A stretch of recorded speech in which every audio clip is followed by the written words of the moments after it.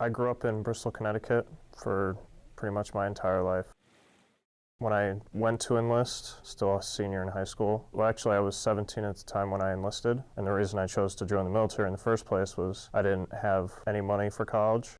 Chose the Marine Corps because more of my friends were joining the Marine Corps than they were joining any other branch.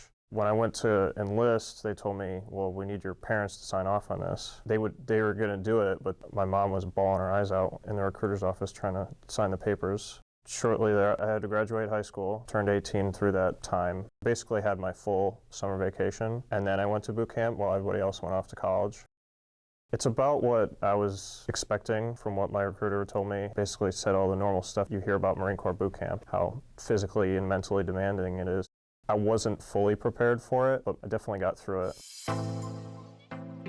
Also, for a long time, I had wanted to join the military, I guess. Like I had it in the back of my mind as something I wanted to do, because it seemed like I could go do cool things around the world, see the world kind of thing.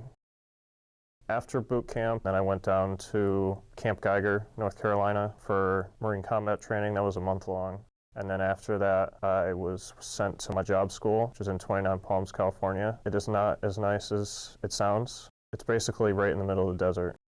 And then after that, I was assigned to my unit, which was in Virginia Beach, Virginia, kind of way nicer than 29 Palms. Since I was active duty, I got stationed at a reserve unit as inspector and instructor staff. I was an air defense systems technician, so I worked on tactical air control equipment. Like you go to an airport and you see like the radar and then you see the control tower. Well, if you take all of that equipment and you put it in little boxes and you put it on the back of a truck and you send it out into the middle of nowhere, that's what I worked on. So I worked on all the communication equipment, the radios and the computer networking. I got out last year, May 2016. I got back here for about a week. It felt just like a regular, like I was on leave. And then after that, it started to get bored. There's nothing to do. I didn't have a job. School didn't start. I mean, it was pretty average, I guess. I came home on leave at least once or twice a year, so it wasn't that big of a hoopla. I mean, a lot of my extended family that didn't get to see me a lot, they were happy to see me because they got to see me a lot more. I'm very close with my direct family. They liked me being home. I've seen some people who are scared to get out of the Marine Corps because they don't know what civilian life is like. Military members have to take this class, basically teaching you how to be a civilian again, like how to get a job and stuff like that.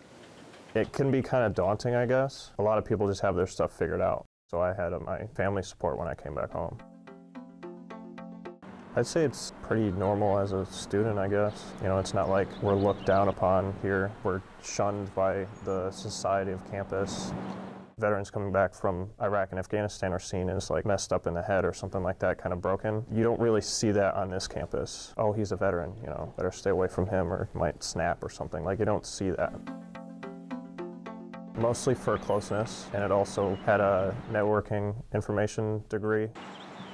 It's a pretty good school, actually. Would do way better now that I've been through the Marine Corps studying and stuff than I did in high school. Pretty much a terrible student in high school. There's people that I connect with a lot easier. When there's like Paul or ALEENA here, I mean, they're both Marines.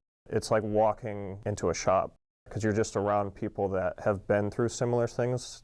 It feels like you walk out of civilian life into military life again.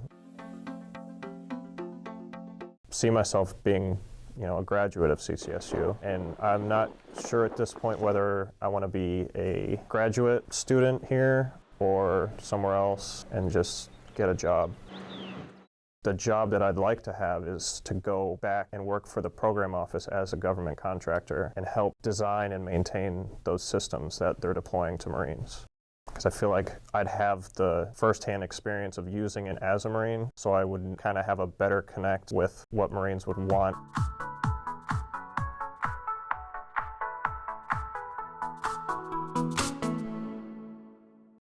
Thank you. Probably turn these off, huh?